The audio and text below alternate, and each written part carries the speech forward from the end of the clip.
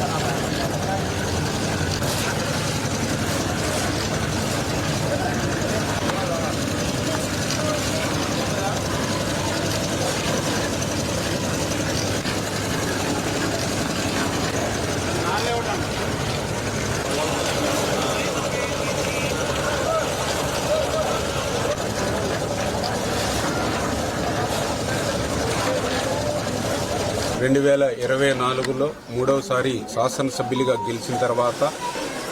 మంత్రివర్గంలో ఇరిగేషన్ శాఖ మంత్రిగా బాధ్యతలు స్వీకరించిన తర్వాత మొట్టమొదటిసారిగా మన పాలకొల్లు నియోజకవర్గంలో నేను మొదలుపెట్టినటువంటి పని ఆర్యపేటలో డాక్టర్ బిఆర్ అంబేద్కర్ గారు, బాబు జగజ్జీవనరావు గారి విగ్రహాలకు సంబంధించి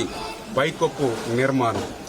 ఆ స్ఫూర్తితోటే నా పాలకొల్లు నియోజకవర్గంలో ఉన్నటువంటి మహనీయులు డాక్టర్ బిఆర్ అంబేద్కర్, ప్రపంచ మేధావి, భారత జాతి ముద్దు బిడ్డ, డాక్టర్ బాబు జగజ్జీవనరావు